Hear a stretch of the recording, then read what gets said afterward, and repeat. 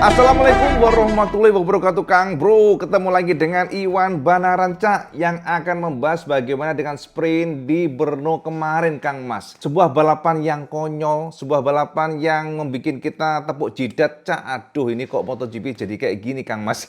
Ini benar-benar sebuah tontonan yang ya mungkin ada dramanya Cak. Mungkin ada hal-hal yang exciting untuk dilihat. Tapi nyuwun sewu Kang Mas, regulasi MotoGP semakin aneh. Lah gimana Cak? Kalau kita lihat pembalap yang seharusnya bisa kencang di depan tiba-tiba harus mengendorkan speednya gara-gara temperatur ban yang drop, gara-gara regulasi yang konyol yang akan memberikan penalti 8 detik mundur ke belakang kalau dicuekin. Semuanya tidak lepas dari yang namanya Michelin. Jujur, kita sebagai penonton MotoGP melihat ini adalah sebuah balapan yang konyol, balapan yang tidak fun, balapan yang membuat kita berpikir loh, denggo opo kalau namanya pembalap ya. Pembalap sudah kencang harus mikirin ban, tekanan ban ya. Berarti kalau seandainya pembalap kencang ya dan ternyata tekanan bannya drop, ya memberikan jalan buat yang di belakangnya yang lebih lemot untuk speednya. Itu terjadi Cak, itu tergambar dengan jelas bagaimana kemarin. Apalagi Kang Mas, ternyata Pecco Bagnaia adalah korban.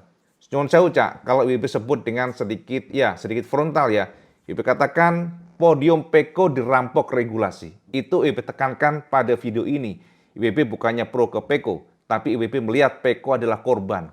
Pecco dari data yang IWB bongkar, Pecco adalah pembalap yang sangat kencang. Kecepatannya nempel Marquez, kecepatannya sangat-sangat identik dengan Marquez, tapi gara-gara regulasi yang bisa kita katakan konyol sekali dengan adanya temperatur regulation, temperatur tire yang semakin drop, dan itu membuat Pecco kehilangan posisinya, kehilangan podium, dan ini adalah sebuah kondisi yang tidak bisa kita terima. Apalagi Cak, yang terbaru, ada sesuatu, ada problem elektroniknya, sinyalnya, yang membuat Pecco kena prank Ducati. Kita akan bahas apa maksudnya. Dan teman-teman, kalau kita lihat kecepatan pembalap, Marquez seperti pembalap yang memang beda level dibandingkan dengan lainnya. Pengalamannya, ketelitiannya, konsentrasinya, ini luar biasa. Cak, sampai harus tahu, tidak gampang konsentrasi ketika kita menggeber motor di atas 200 horsepower. Sangat mudah melakukan kesalahan. Tapi Marc Marquez dengan kalkulasi presisinya bisa memanage semuanya, bisa membuat dia juara dengan cara memberikan jalan kepada Acosta, tapi menahan atau blocking supaya Enea tidak menyalipnya. Itu tidak kita lihat pada Pecco yang berantakan, Kang Mas. Nah, kita akan bahas seperti apa detailnya setelah kita bongkar datanya. Kita intip saja detailnya di sini, Cak. Inilah hasil lengkap dari sprint race di Brno yang memang kita lihat adalah sebuah race yang banyak drama. Dan teman-teman, ternyata pada kondisi tricky, kondisi sulit sekalipun, Marc Marquez adalah pembalap yang istimewa. Marquez kontrol semuanya dan finally dengan kondisi yang partly cloudy, Cak. Jadi kalau kita lihat memang kondisinya ada berawan di beberapa bagian. Tapi secara general, para pembalap menggunakan ban slick karena kondisi trek yang dry, kemudian humidity atau kelembapan mencapai 47% dan groundnya ternyata cukup panas Cak. Di mana suhu aspal ternyata mencapai 36 derajat Celcius dan ini membuat degradasi ban memang cukup rakus Kang Mas. Itu yang kita dapatkan teman-teman semuanya. Dan Cak, dipastikan Marc Marquez menjadi pembalap yang tak terkalahkan. Dengan segala drama yang ditunjukkan, dengan segala kondisi yang sulit, Marc Marquez mampu menjadi kampiun dengan mengumpulkan 12 poin. Ini adalah bukti di mana Marc memang seperti di liga yang berbeda. Bagaimana gampangnya Marc ketika memanage bannya, ketika nempel Acosta, dan pada waktu yang tepat pun take over Acosta dengan smooth sekali. Dan teman-teman, di posisi kedua adalah Acosta yang memastikan dia akan menantang kembali Marc Marquez karena dia merasa dialah pembalap tercepat Brno kemarin. Ini adalah sebuah pernyataan yang ya kata IWB katakan rada arogan Kang Mas. Tapi memang itu pernyataan Acosta yang memastikan bahwa dialah yang menjadi pembalap tercepat, terkencang sebenarnya di Brno kemarin. Karena dia tercecer keempat tapi finally bisa finish di posisi kedua dengan gap yang sangat mepet dari Marc Marquez yakni mencapai 0,7 detik. Dan ketiga adalah Bastianini Kang Mas. Ini adalah sebuah comeback luar biasa Enea mampu menunjukkan bahwa dia memiliki potensi. Dan pernyataan dari Enea juga memberikan konfirmasi Cak bahwa dia merasakan feeling motornya. RC16 memberikan feedback yang positif. Dia merasa setiap jengkal grip adalah sebuah keuntungan bagi mesin KTM dan ini membuat Bastian ini mampu mengoptimalkan potensinya, mampu menekan, dan ini adalah bukti di mana Bastian ini tidak bisa kita remehkan, Cak. Bastian ini finish ketiga dengan gap mencapai 1,3 detik dibandingkan dengan Marquez, artinya memang sangat dekat teman-teman semuanya. Dan keempat adalah Marco Bezzecchi. Kembali kita berikan acungan jempol buat Marco yang semakin klik dengan mesin Aprilia. Dan ini adalah bukti di mana Aprilia tidak salah memilih Bezzecchi dan saat ini Marco memang menjadi pembalap yang didaulat, pemimpin. Jadi teman-teman saat ini memang dikonfirmasi dari Massimo Rivola sebagai bos Aprilia yang memastikan tidak ada pembalap nomor 1 dan nomor 2. Tapi dengan segala indikasi yang dikumpulkan, dengan segala pernyataan yang dilontarkan oleh Aprilia bahwa semua referensi akan jatuh pada Bezzecchi, maka bisa kita simpulkan bahwa Marco lah yang menjadi leader saat ini, bukannya Martin, Cak. Bukti bahwa Bezzecchi memang patut kita apresiasi, apalagi performa Bezzecchi semakin lama semakin konsisten dan terus merangsek ke depan.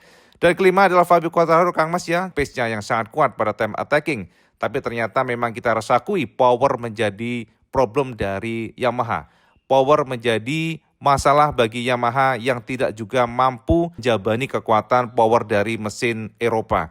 Dan ini juga kelihatan sekali bagaimana stride Quartararo selalu kedodoran. Dan sejauh ini memang kita nggak mendapatkan konfirmasi dari Quartararo, Cak. Akan tetapi dengan kondisi aspal yang panas walaupun grippy, Cak, bisa kita analisa sepertinya Yamaha akan problem dan Yamaha challenge-nya adalah bagaimana menjaga degradasi ban yang biasanya cukup cepat. Dan biasanya dengan pengikisan ban yang lebih cepat maka terjadi chattering yang membuat Fabio akhirnya tidak mampu mengoptimalkan semuanya. Tapi dengan posisi 5 ini adalah sebuah raihan luar biasa.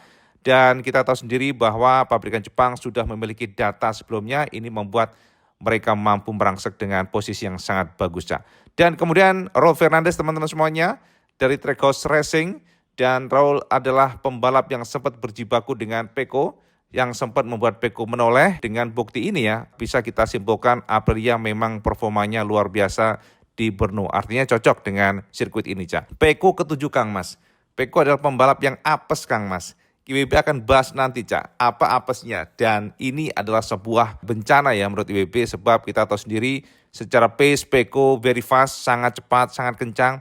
Tapi semuanya ke distract setelah ada indikator sinyal. Speedometernya ada indikator, Cak, warning bahwa temperatur bannya drop. Dan itu akan membuat Pecco mendapatkan penalti jika tidak direspon. Ini juga yang menjadi bencana dan kita akan bahas apa what happened now dengan Pecco dan kenapa kita sebut bencana. Sebab indikasinya, Cak, nah bahasa lugasnya Kang Mas ya, Pecco ini kena prank oleh Ducati. Loh kok iso Kang Mas, kok iso Cak IWB? Tenang, kita bahas nanti, Cak. Nah kedelapan adalah Zarco. Bukti pabrikan Jepang memiliki keuntungan dengan data yang mereka dapatkan. 9 adalah Pol Espargaro yang bisa kita berikan acungan jempol sebagai pembalap wildcard. Ternyata Pol bisa mengalahkan Binder. Ini adalah sebuah tamparan buat Binder teman-teman semuanya. Dan ini adalah sebuah bukti bahwa Pol Espargaro ketajamannya ternyata nggak luntur juga, Cak. Jadi Pol menjadi pembalap yang mendapatkan 1 poin, mengalahkan Binder yang 0 poin. Dan 11 adalah Martin. Kita perlu apresiasi, Cak. Martin yang cedera, Martin yang parah, operasi berkali-kali, dan juga cukup lama tidak nunggang MotoGP machine. Tapi ternyata pada race kemarin terpaut 6 detik dari Marc Marquez mengisi posisi 11. Cukup bagus, Cak, ya kalau dari kacamata kita. Tapi harus ingat, Cak, Aprilia memang bagus di sini dan Aprilia memang cocok untuk sirkuit Brno ini. Dan 12 Jack Miller, Cak, yang harus puas di posisi tersebut dengan dibuntuti oleh Oliveira, satu tim sama-sama Yamaha yang ternyata struggling. 15 Luca Marini dan 16 Ogura, 17 Alex Marquez dan 18 Alex Rins, sementara 19 adalah John Mir. Ini adalah bukti di mana pasukan Ducati, Pecco dan juga Marc sebenarnya sangat kencang. Pecco juga very fast, Pecco sangat bagus ya untuk speednya, walaupun pada akhirnya kedodoran di belakang, tapi secara general kita bisa lihat bahwa number one still Marc Marquez untuk fastest lap is ridernya. Dan torehan waktunya adalah 1 menit 53.243 detik, disusul oleh Pecco Bagnaia dengan 1 menit 53.473 detik. Dan ternyata ketiga adalah Acosta. Nah ini dia, Cak. Acosta mengaku dia menjadi pembalap terkencang, pembalap yang menguasai dominasi sebenarnya di Brno kemarin. Tapi secara ranking Acosta ya masih di bawah Marquez dan juga Pecco, Cak. Keempat, Bastian ini adalah bukti di mana memang duo KTM ini very fast pada saat sprint kemarin. Dan kita lihat seperti apa hari ini, apakah demikian. Kemudian 5, Raul Fernandez, jadi bukti pula Aprilia super good. Dan bahkan Raul mengalahkan Marco Bezzecchi untuk time attackingnya. Bukti bahwa Raul memang super good di Brno ini, Cak. Kemudian 7, Fabio Quartararo, menjadi bukti bahwa Yamaha juga bagus di sini, Cak. Walaupun rankingnya masih di bawah Ducati, KTM, Aprilia, tapi untuk pabrikan Jepang dengan posisi ke-7 ini sudah sangat baik ya untuk WP. Artinya time attackingnya selalu bagus Yamaha. Dan 8, Joao Zarco, Binder 9, Oliveira 10, dan yang terakhir adalah Fabio Di Antonio yang sangat suffering, struggling di atas mesin GP25 di Brno ya.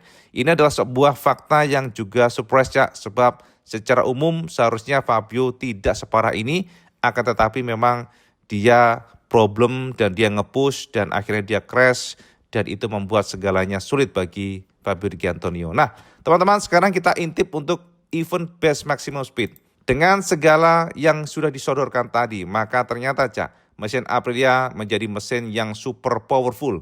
Jadi top end-nya, top speed-nya menjadi motor yang tak terkalahkan, di mana Marco Bezzecchi bisa menorehkan top speed 325,3 km per jam di sana, Cak.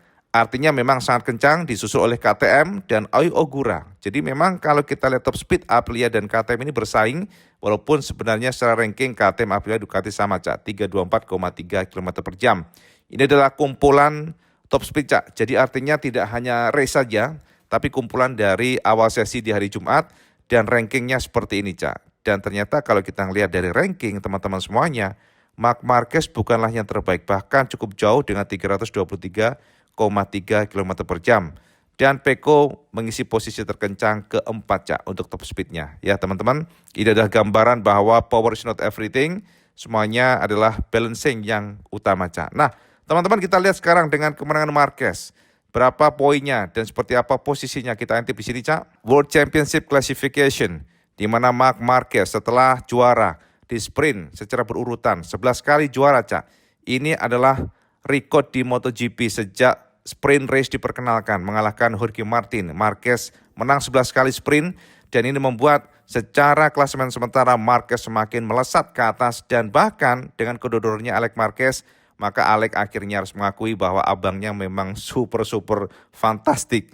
Dan kita lihat bagaimana gap semakin menjauh, di mana Marquez mengumpulkan 356 poin atau terpaut 95 angka dibandingkan dengan Alex Marquez. Jadi Alex maksudnya semakin ke belakang, Cak, semakin jauh dari Marc Marquez. Dan juga Pecco, Cak. Pecco dengan finish ke-7, akhirnya Pecco semakin jauh dari Marquez dengan 156 poin. Itu gapnya, Cak. Fabio Di Antonio keempat, Cak, dengan 142 poin. Kelima Morbidelli dan Bezzecchi ke-6. Jadi Bezzecchi semakin naik ke atas. Acosta juga naik. Zarco ke-8, Quartararo 9, Del Aguirre 10, dan Viñales 11 selalu. Yang paling terakhir, nah teman-teman semuanya, ternyata paling terakhir ditempati oleh Alex Espargaro. Ya ini udahlah, ini Martin juga ya. Sebenarnya Alex kan hanya wildcard aja, tapi Jorge Martin masih yang terakhir karena dia gagal mendapatkan poin, Cak. Nah, sementara untuk konstruktor Ducati, Cak, nomor 1 Aprilia dan 3 KTM, Honda keempat dan Yamaha kelima. Sementara untuk tim Ducati nomor 1 Gresini 2 dan yang terakhir adalah Prima Pramac Yamaha MotoGP. Ini, Cak, sekilas informasi kesamaan semuanya. Betapa Marc Marquez semakin kokoh dan bagaimana sebenarnya yang terjadi di sana, kita bahas setelah ini, Cak. Iya, Cak. Wes tergambar ya kepada kita semuanya ya. Soalnya kemarin ada pernyataan dari Acosta yang seperti rada overconfident, Cak. Jadi memang kalau Acosta ini, Cak, pembalap yang kurang friendly ya. Sorry ya, ini memang agak beda ya. Agak out of the topic ya dari penjabaran atau pembahasan kita. Tapi begini, Cak, WP kan pernah ketemu Acosta langsung di Barcelona saat itu karena kita punya akses dengan Motul, dan kebetulan saat itu ya gas-gas disponsori oleh Motul, olinya menggunakan Motul sehingga kita menjadi VIP guest yang langsung bisa ketemu dengan Acosta. Tapi di sana, Cak, kita bisa melihat bahwa IWB bisa melihat bahwa Acosta ini bukanlah pembalap yang ramah sih ya. Itu sih yang IWB lihat ya, bagaimana dia merespon kepada kita semuanya, cara ngomongnya yang agak meremehkan ya kalau kita lihat. Makanya kalau saya nanya apakah Acosta adalah pembalap yang nice? No, tidak nice. Pembalap yang arogan, yes. Cara ngomongnya, cara memandang orang itu kayak kelihatan sekali. Ibu pernah ketemu beberapa pembalap, seperti bahkan Marc Marquez juga pernah ketemu, super nice. Marquez itu sangat ramah. Kemudian juga Valentino Rossi juga IWB pernah ketemu, juga super nice. Secara impression, IWB katakan Lorenzo ini luar biasa juga super nice. Rossi juga sangat ramah, termasuk juga Marquez, tapi entah kenapa dengan Acosta ini IWB nggak terlalu apresiasi. Jadi arogan, Cak. Nah, teman-teman, ini juga berkaitan dengan cara ngomongnya di publik. Kemarin saya tahu sendiri bahwa Marquez memberikan jalan kepada Acosta karena tekanan bannya yang drop. Jadi ini adalah salah satu cara strategi Marquez yang sangat luar biasa, kita katakan presisi, teliti, dan juga sangat sulit pastinya, Cak. Tapi dari sana kita lihat bahwa Acosta merasa walaupun itu bukan real leader ya, bukan real di depan karena kan diberikan jalan oleh Marquez. Tapi ternyata Acosta menyatakan dengan gamblang bahwa dia merasa potensi mengalahkan Marquez ada. Jadi kata dari Acosta, dia akan mencoba kembali hari ini. Jadi dia merasa secara kecepatan dia memiliki. Ini pernyataan lengkap Acosta, Cak, yang kita terjemahkan dari MotoGP. Dan berikut kata Acosta yang membuat kita pun tersenyum, Cak. Karena memang bocah ini super confident. Apakah real di lapangannya demikian? Ya nggak tahu ya, Ibu ngerasa Acosta ini sama Marquez kurang suka kayaknya ya. Kalau kita tangkap ya. Ya, kita lihat aja pernyataan lengkap dari Acosta dan berikut kata Pedro. Aku mengetahuinya sebab tidak normal bagi pembalap seperti Pecco dan Marc melakukan seperti ini. Maksudnya memberikan jalan kepada pembalap lainnya, Cak ya. Aku memberikan 100% kemampuanku di setiap lap. Aku hanya berusaha untuk tidak membuat kesalahan agar bisa secepat mungkin. Dan itu cukup baik. Yang pasti, ini merupakan awal musim tergelap dalam karirku di kejuaraan. Jadi senang sekali bisa kembali, senang sekali bisa bertarung seperti ini. Memang benar, memimpin race tidak sepenuhnya real, tapi bagaimanapun aku senang bisa melakukannya dalam beberapa putaran. Mengalahkan Marc Marquez bisa saja terjadi, karena aku merasa akulah yang paling kompetitif saat ini. Karena ingat, posisiku di awal tertinggal di urutan ketiga dan keempat, dan akhirnya aku bisa finish kedua. Aku akan mencobanya lagi saat race nanti, jadi untuk ini kami harus senang. Kami telah melakukan pekerjaan yang baik sejak Le Mans, sejak aku menjalani operasi lengan. Sekarang kami harus terus melaju. Traksi yang tinggi ini sangat membantu kami. Karena itulah sekarang saatnya kami meningkatkan diri. Mari kita tetap tenang dan berusaha untuk tetap seperti ini. Itu kata Acosta. Jadi ada confidence, dia bisa saja mengalahkan Marquez, ya kata dia, karena dia merasa ya aku dari 4 loh, bisa kedua nih finishnya. Dan itu kata Pedro. Ya apapun itu kita pantau saja. Tapi yang pasti kita perlu apresiasi lah ya dengan performa Acosta yang akhirnya bisa melesat di posisi kedua. Terlepas dari ya pro kontra dia ngomong dan juga performa motornya. Tapi yang pasti memang di Brno KTM bagus banget. Termasuk Bastian ini, Cak. Dia memberikan konfirmasi kepada kita semuanya pasca race bahwa dia super happy dengan kondisi yang sulit di masa lalu. Maksudnya sebelum kemarin ya. Sempat cedera dan juga ada serangan bakteri dan sebagainya. Tapi Bastian ini menegaskan secara feeling dia sangat-sangat nyaman dengan motornya di Brno. Ini beda dibandingkan dengan sebelumnya. Jadi Enea mengatakan bahwa ini adalah sebuah raihan luar biasa, sebuah boosting spirit yang akan membuat dia coba terus bertarung hingga mendapatkan hasil maksimal. Itu kata Enea, Cak. Jadi feelingnya bagus, dia merasa nyaman, dia akan coba mendapatkan hasil maksimal hari ini. Jadi akan mencoba kembali. Nah, teman-teman, terlepas dari semuanya, KTM ya, kita akan melihat apa yang terjadi dengan Alex Marquez sebelum kita menuju ke inti, Cak. Jadi teman-teman ternyata Alex kemarin spin. Alex spin dan dia drop di posisinya gara-gara tear off dari Marquez, Cak. Itu konfirmasinya ini apes, Cak. Makanya spin ban belakang ternyata kena plastik helm tear off dari Marquez. Itu konfirmasinya dan itu membuat dia akhirnya drop. Tapi memang dia tidak bisa fight ke depan ya secara feeling sebab motornya memang tidak sempurna. Dia nggak tahu apakah dengan gara-gara kena tear off membuat bannya nggak sempurna karena kan ada spin, Cak. Tapi yang jelas spin tersebut berasal dari plastik yang dilempar Marquez. Ini juga terjadi dulu pada Marquez sendiri, Cak. Bagaimana dia melempar tear off-nya dan kena bannya sendiri, tapi sekarang korbannya adiknya sendiri, Alex Marquez. Ini memang apes, Cak. Nah, oke, kita tutup. Nah, sekarang kita ingin lihat apa yang terjadi dengan Pecco. Teman-teman, ini adalah sebuah fakta yang mengejutkan dan juga membuat IWB ya kecewa, Cak. Jujur ya, IWB merasa ini regulasi temperatur ban atau tekanan ban ini sangat konyol, Cak. Sebab sama tahu nggak? ternyata ada konfirmasi yang kita dapatkan Peko, Cak. Kemarin kan sudah merasakan. Jadi gini teman-teman, para pembalap ini harus menjaga supaya tekanan bannya nggak drop. Itu yang pertama. Jadi pembalap harus menjaga bannya itu tetap di atas 1,8 bar. Untuk sprint harus mencapai 30% dari race. Yang menjadi masalah adalah kemarin ternyata Peko ada warning di bagian dashboardnya yang menyatakan bahwa ngebling ya Cak ya, ngebling gitu ya, yang menyatakan bahwa temperatur ban drop dan itu di lap kelima. Makanya dia kaget dan akhirnya untuk mencegah supaya tidak kena penalti. Dan teman-teman kalau dicuekin sebab pembalap akan mundur 8 detik ke belakang.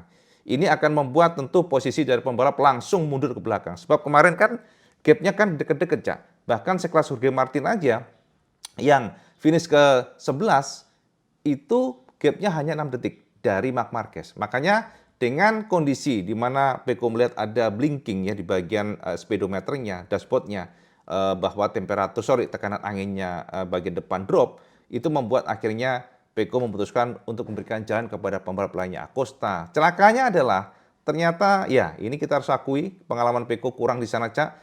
Peko bobol, ini beda dibandingkan dengan Marc yang langsung melakukan blocking ya. Jadi tidak diberikan jalan kepada Enea, memberikan jalan Acosta doang, tapi langsung masuk kedua. Sementara untuk Peko tidak. Peko miss, di situ Peko ditekan oleh para pembalap sampai Fernandes pun overtake Bagnaia. Itu adalah sebuah bencana menurut WB. Bencana dan lebih bencana lagi, Cak. Tahu nggak sampean? Ternyata terakhir kita dapat konfirmasi sinyal dashboard yang nyala itu sudah nyala sejak start. Jadi itu adalah kegagalan elektronik dari Ducati. Artinya apa, Cak? Artinya Peko kena prank Ducati. Ini menjadi semacam, aduh ini bencana, Cak. IWB katakan ini bencana sebab ternyata blinking atau sinyal warning itu adalah false. Atau ada kesalahan, Cak, dari elektroniknya. Jadi tekanan temperatur bannya Peko ternyata normal dari awal. Tidak ada drop sama sekali. Itu yang disayangkan oleh Peko dan dia kecewa. Taunya setelah dia masuk ke pit, Cak, dia merasa bahwa dengan adanya blinking di bagian warning speedometernya maka akan ada investigasi dari pihak Film Stewart. Tapi ternyata nama Peko nggak masuk dalam list, hanya ada 3 pembalap yang masuk investigasi yang artinya memang real, tidak false. Itu adalah Marc Marquez, Alegre dan juga Ogura. Sementara Peko nggak masuk ke sana. Ternyata setelah dicek oleh Peko dan juga tim teknis dari Ducati, mereka menemukan adanya kegagalan elektronik dan itu membuat ternyata warning sinyal pada speedometer adalah false. Indikator. Ini gila Mas, bencana Mas. Ini menyasakkan dada Cak. Jadi kalau Peko nggak marah itu sudah luar biasa. Peko kecewa, ya tapi Peko tetap realistis. Dan berikut pernyataan lengkap Peko Bagnaia yang sudah disiapkan buat semuanya, biar saya tahu seperti apa sih balapan kemarin. Dan berikut kata Peko Bagnaia yang kita terjemahkan dari MotoGP. Aku menerima pemberitahuan dari dashboard bahwa tekanan angin banku di bawah limit. Karena peringatan itulah aku mencoba membiarkan pembalap lain lewat. Dan anehnya pesan ini tidak hilang. Di sini aku bingung, sehingga aku yakin akan mendapatkan penalti. Tetapi saat masuk ke pedok, namaku tidak muncul dalam daftar investigasi. Ini aneh. Dari sana kemudian aku melihat dada dan ternyata warning dashboard peringatan sudah nyala saat motor masuk lap kedua. Kita lanjut Cak ya. Ini nggak wajar dan tidak pernah terjadi masalah seperti ini sebelumnya. Bahkan saat sebelum start, aku sudah mengalami beberapa masalah elektronik dengan dashboard. Timku sedang bekerja untuk mengatur semuanya dan mungkin ada sesuatu yang tidak diatur dengan cara normal. Seharusnya aku tidak membiarkan pembalap lain menyalipku, tapi ini aku lakukan karena berpatokan dari warning dashboard. Ini situasi yang kurang beruntung. Detailnya kalian bisa tanya pada timku karena mereka yang lebih tahu. Yah, mau gimana lagi? Itulah yang terjadi. Hingga saat ini sejak awal musim semuanya tidak berjalan normal. Namun kami bekerja keras untuk setidaknya mencoba menemukan kenormalan, konsistensi yang lebih baik. Aku tahu Marc juga mengalami hal yang sama dan dia membiarkan Pedro Acosta menyalip. Setelah temperatur kembali naik, dia kembali menyalipnya. Jadi, dia melakukan hal yang normal. Dalam kasusku itu tidak berhasil karena masalahnya elektronik. Entahlah, tetapi terkadang elektronik dan aturan yang aneh membuat hal-hal ini semakin aneh. Yes, itu Cak pernyataan lengkap dari Peko Bagnaia Kang Mas. Ya, sekarang sudah clear teman-teman semuanya. Sudah jelas, sudah padang jinglang Cak. Di mana memang sekali lagi, mohon maaf ya, podium Peko dirampok oleh regulasi. Ya, clear sekali ya. Sebab jika tidak memberikan jalan, IB katakan pasti Peko bisa tetap podium karena konsistensi untuk lap time-nya oke, tapi Peko berantakan setelah ke distract konsentrasinya gara-gara warning dari dashboardnya menyatakan bahwa temperatur atau tekanan ban pada kondisi yang low dan itu mengancam Peko kena penalti 8 detik ke belakang. Nah, teman-teman, seperti yang sudah kita share tadi, pernyataan dari Peko ternyata juga selaras yang dirasakan oleh Marc Marquez. Tapi pintarnya Marquez dan juga beruntungnya Marquez itu bukan false signal. Jadi memang betul untuk temperatur ban Marquez pada kondisi yang drop, makanya strategi Marquez sangat luar biasa. Dan Marquez teman-teman ternyata kemarin sudah mencoba sebelum memberikan jalan kepada Acosta ya, sudah mencoba untuk hard braking berkali-kali Cak, untuk menaikkan temperatur bannya. Tapi nggak berhasil karena terlalu beresiko, sehingga pada akhirnya dia memutuskan setelah lead 2,4 detik di depan Acosta, dia memberikan jalan kepada Pedro dan itu adalah sebuah keputusan yang gokil mas, gokil asli. Itu sebuah keputusan yang juga memberikan kita gambaran bahwa memang Marquez is in another level. Dan teman-teman ketika Acosta sudah di depan, Marquez langsung nempel terus dan itu, wah itu sulit Cak. Jadi nggak semua pembalap bisa melakukan hal seperti Marquez. Ini juga menjadi salah satu kelebihan Marc di masa lalu, Cak. Sebab sama tahu sendiri Marquez punya pengalaman yang banyak ya bersama Honda. Karena Honda di masa lalu adalah motor yang less power. Dan itu membuat Marquez ketika time attacking mencoba untuk kualifikasi ya, maksudnya kualifikasi session, dia selalu towing pembalap lain. Teknik tersebut ternyata memberikan keuntungan bagi Marquez pada saat kemarin. Jadi dia nempel terus Cak, di belakang Acosta, sangat nempel sengaja. Ketika tidak melakukan itu maka temperatur naiknya ban akan lambat. Marquez akhirnya take over kembali Pedro Acosta dan finish di posisi pertama dengan 0,7 detik teman-teman semuanya. Dan ini Cak ya, pernyataan lengkap dari Marc Marquez. Ya, kami berhasil melakukannya, terhindar dari penalti. Karena alasan itu aku tersenyum. Memang benar, tekanan ban pada batasnya. Aku berkendara dengan nyaman, lalu aku menyadari tekanan bannya kurang. Aku sempat mencoba menekan rem dengan keras dalam beberapa putaran, tetapi aku menyadari terlalu beresiko untuk mendapatkan tekanan yang tepat dengan cara ini karena bisa crash. Lalu aku memutuskan untuk menunggu Acosta di belakang motor Acosta dengan sangat dekat untuk menaikkan suhu ban secara cepat. Lalu ketika aku melihat suhunya sesuai, tekanannya sesuai aturan, baru aku memacu motor kembali pada 2 putaran terakhir. Yes, itu Kang Mas. Pernyataan lengkap Marc Marquez.